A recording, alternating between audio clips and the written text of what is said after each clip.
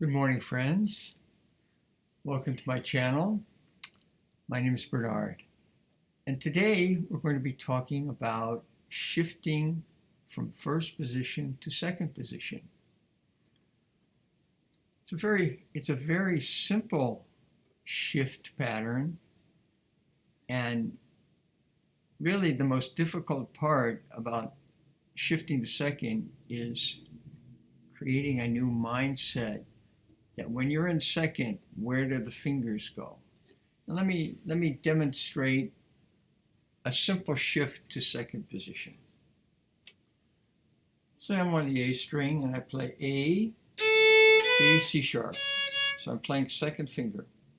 Now I'm going to move that finger up 1/2 step to D.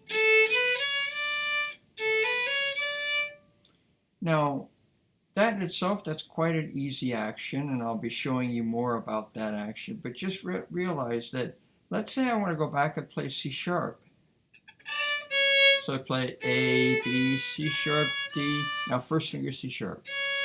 You notice I had to move my first finger forward, because in this pattern of shifting to second, I'm moving my whole hand, including my first finger. So if I have to realize that my first finger is now back sitting like on a C natural. Let me show you, go from this direction. Let me move myself back here so you can see me. And you'll see what a simple action is here. So here's my hand set. Notice nothing is happening in my wrist. I'm just pushing a little bit up, not doing much with my thumb. So that's the basic action. Now let's say I want to shift back on with the same finger. I'm leaving my finger on the string, but I'm just releasing a little bit of downward pressure and moving back to here. Now, if I wanted to continue to play, let's say again I want to play a C sharp, bring the first finger up. And look at all these nice notes that are available. C sharp, D, E, and F sharp. Or I could play an F natural if I want. Let me come around, watch it one more time from this side.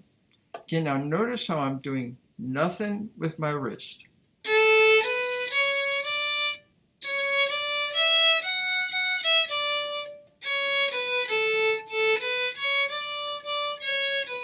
Very, very just quiet here. And of course I could play, so if I just left my first finger back. So the key here is have awareness of your fingers once you shift to a new position. So today I'm going to review one page of the Strictly Strings books, which I've talked about before. This is page 26, where I like to teach second position. It's not part of the publisher's, editor's intent, but I found that over many, many years, this works as a beautiful place to teach second position shifting. So the very first piece is very, very simple. In first position, it plays like this.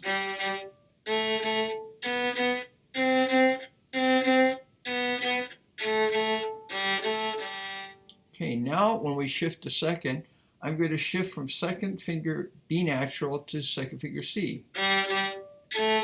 Here's the B, here's the C. And now I'm just going to bring it straight back. Play it one more time.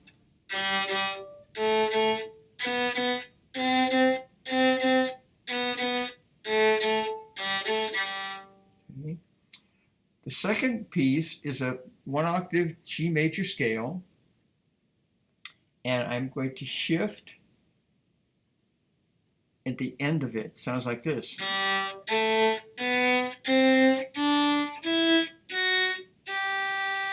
Okay, now I'm on second finger G. Now I'm going to say in position, in second position, coming down. So I have to move my first finger up to F sharp. Now I have to rotate my elbow and reach for the fourth finger, E. And shift back to first position. Okay, I'll play it again. Shift. Now Putting the first finger up, elbow action, get to the E. I'll play it from the other side. This is not an easy thing to figure out where the fingers go on the G string. So here we go.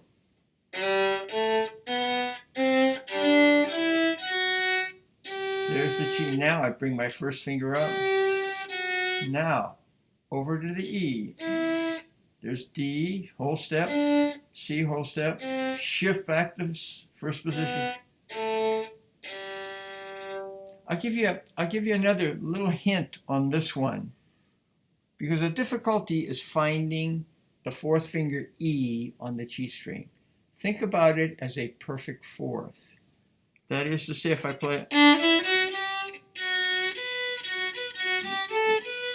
play F sharp, G, A, B, the B is across from where the E on the G string has to be. Okay?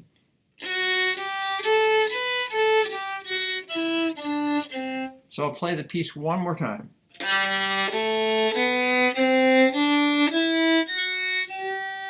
F sharp comes up. There's that fourth finger E. Whole step, shift. And you'll notice all the shifts that we'll be doing will be half step shifts. And that's how I usually finger my music whenever I can. I mean, of course, there's sometimes when we want to shift a whole step. It's more of an expressive fingering when we shift on the whole step. But in second position, it's very, very effective to do half steps. Okay, the third piece sounds like this in first position.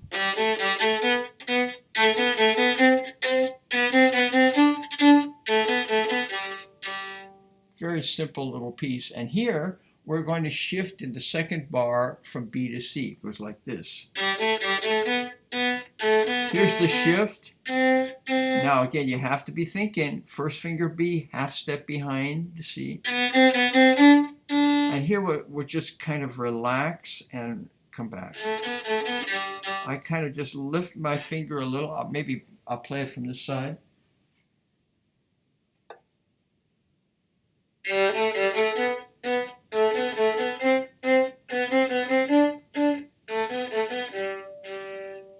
Okay. The fourth piece, it has some dynamics, I see, but you don't have to worry about the dynamics at this point when we're working second position. So, and what's fun about this piece for new players is that now we're in 3/4. And that's just a little extra complexity. That's why I always have my students practice these pieces thoroughly in first position so they know how the piece goes. So in first position, it sounds like this. And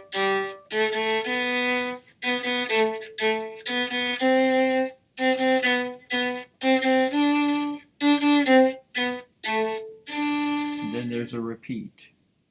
So now, if we're going to do the shift, second position, we'll do that at the end of the third measure going to the fourth. Here's the shift. Bring the first finger up. And here's the shift back and move the first finger back. Let me play this one for you also. If I can do this, yes, that's better.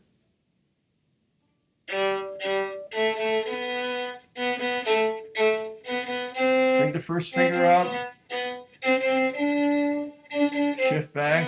You notice when I shift back, my first finger was here, I just release, and then the first finger goes there. I'll play it one more time.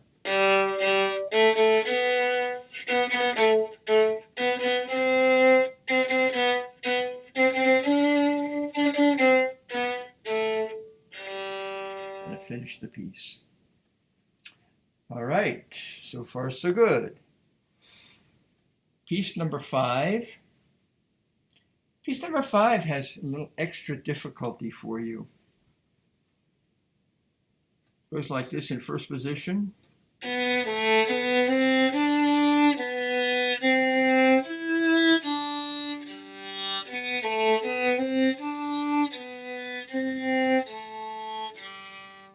to play the whole piece on the G string.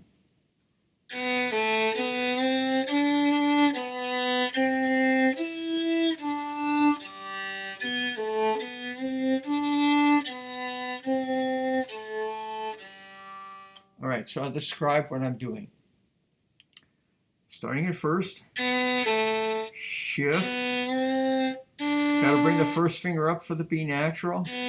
Now, the next note, E, you have to be aware, it's a major third, 2 whole steps. Remember, there are major thirds, minor thirds. This is a major third. A minor third is 3 half steps. Major third is 4 half steps. So you have to reach for that and then put the D right in the middle. Then we shift back as we play the open G, and then another shift here. Bring the first up. And here it's easy reach back. Let me play this one from this direction. Here we go.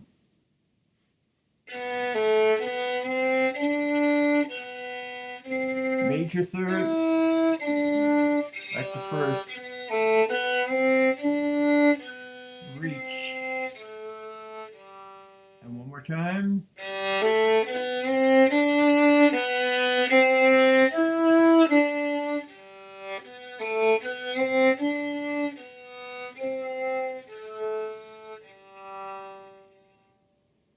Okay.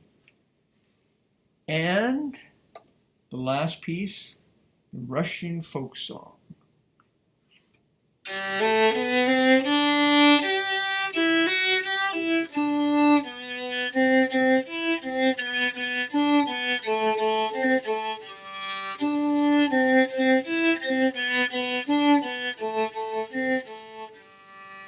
So on this one, we're going to be playing just in first position to start.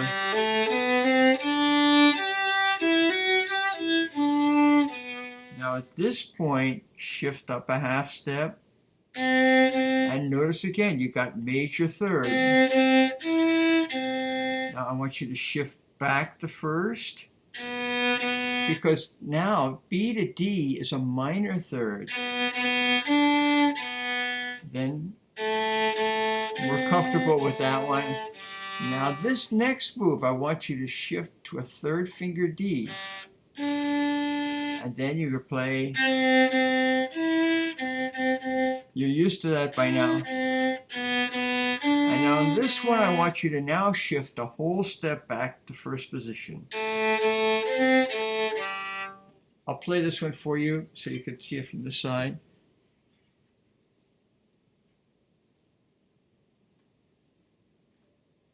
I'm sure, oops. I never could figure this out. Does this work? No, that's wrong. That's the, okay. All right, I'll do it this way. Can you see? Yes, you can see. So it goes like this.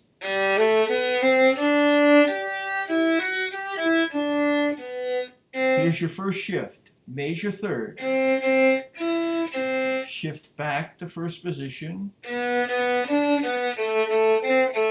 Now your fourth finger over the string is already, you know where that D is, and you just move up there, put the 3 right there. Now, again, same pattern, but this time I want you to play a 1. Instead of shifting to B, you play a first finger, just for a change, and then we come back all the way to first position.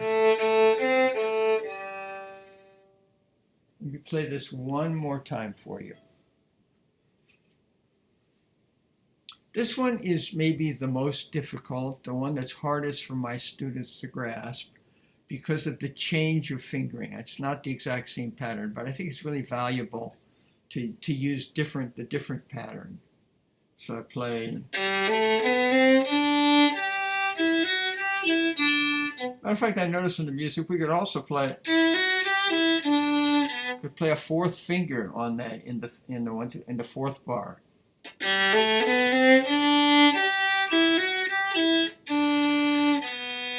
Shift.